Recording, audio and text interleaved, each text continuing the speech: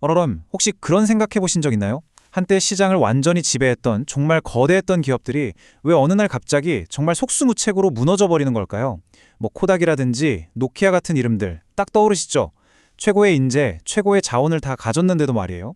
이 갑작스러운 몰락뒤에는 사실 우리가 놓치고 있던 아주 거대한 비밀이 숨어 있습니다. 자, 이번 시간에는 바로 그 미스터리의 핵심, 와해성 혁신에 대해서 한번 깊게 파헤쳐 보겠습니다. 정말 미스테리한 질문이죠. 보통 우리는 경영진이 무능했나 보다 아니면 조직이 시대에 뒤처졌겠지 이렇게 생각하기가 쉽잖아요. 하지만요. 하버드의 클레이튼 크리스텐슨 교수는 전혀 다른 아주 놀랍고 역설적인 해답을 내놓습니다. 네, 바로 이겁니다. 믿기시나요? 그들은 실패했기 때문에 실패한 게 아니라 모든 것을 제대로 했기 때문에 실패했다는 겁니다. 특히 가장 중요한 고객의 목소리에 귀를 기울였기 때문에 실패했다는 거죠. 아니, 도대체 이게 어떻게 가능한 이야기일까요? 그 비밀을 지금부터 하나씩 풀어보겠습니다. 자, 이 역설을 풀기 위한 열쇠는요. 혁신이라는 걸 두 가지 종류로 나눠서 보는 데서 시작합니다. 모든 혁신이 다 똑같은 혁신이 아니거든요. 첫 번째는 우리가 흔히 아는 지속성 혁신이에요. 지금보다 더 빠른 자동차, 더 선명한 TV처럼 기존 제품을 계속 더 좋게 만드는 거죠. 이건 아주 익숙하죠? 그런데 두 번째, 바로 이 와해성 혁신이라는 녀석은요. 완전히 다른 게임입니다. 처음에는 되게 보잘것없어 보여요. 성능도 좀 떨어지고. 근데 뭐랄까, 훨씬 싸고 단순하고 쓰기 편한 거죠. 바로 이 조용한 암살자 같은 녀석이 시장의 판도를 완전히 뒤엎어버리는 모든 드라마의 시작점이 되는 겁니다. 그렇다면 이 와해라는 현상, 정확히 어떤 과정을 거쳐서 일어나는 걸까요?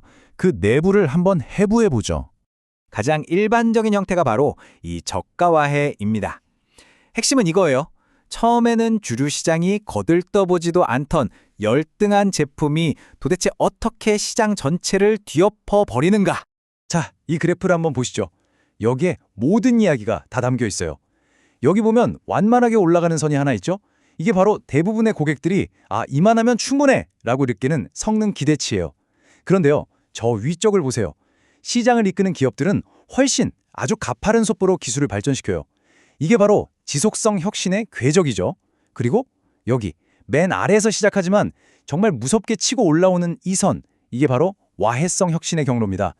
여기서 가장 중요한 건 두 궤적의 속도 차이입니다. 선도 기업들은 너무 열심히 달린 나머지 어느 순간 고객이 원하는 수준을 훌쩍 넘어버려요. 이걸 과잉 제공이라고 부릅니다.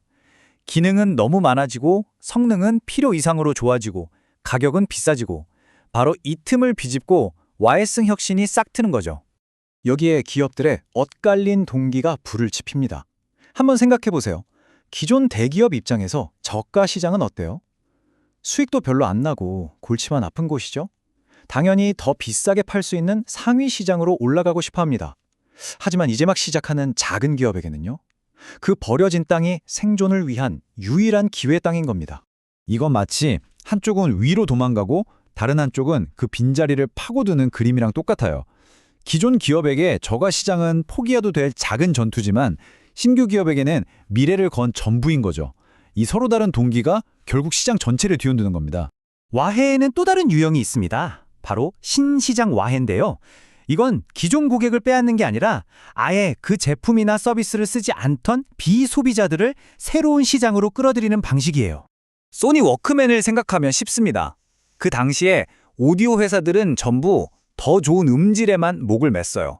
그런데 소니는 완전히 새로운 가치, 바로 휴대성을 들고 나온 거죠. 덕분에 집에서만 음악을 듣던 사람들, 그러니까 비소비자들이 길거리에서도 음악을 듣는 완전히 새로운 시장이 열린 겁니다. 경쟁의 축 자체를 바꿔버린 거죠. 이게 바로 신시장 와해의 힘입니다. 실제 사례를 보면 더 명확해져요.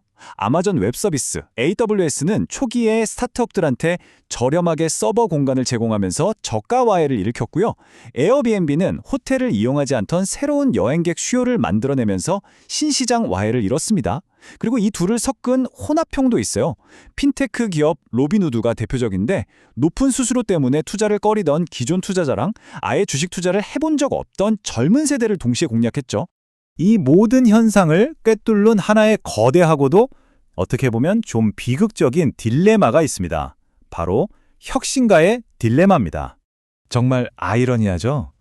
기업을 성공으로 이끌었던 모든 것들, 그러니까 고객에게 집중하고 데이터를 분석하고 수익성을 좇는 그 합리적인 시스템이 바로 그 시스템이 미래의 위협 앞에서는 치명적인 약점이 된다는 비극. 이게 바로 혁신가의 딜레마의 핵심입니다. 성공의 공식이 실패의 함정이 되는 순간인 거죠. 자, 이 분석을 마무리하면서 마지막 질문 하나를 던지겠습니다. 지금 여러분 주변에서 아직은 별로라고 저게 되겠어라고 무시당하는 그 아이디어가 어쩌면 내일 당신의 산업을 지배할 씨앗은 아닐까요? 이 질문에 대한 답을 찾는 것, 그것이야말로 이 와해의 시대를 살아가는 우리 모두의 숙제일 겁니다.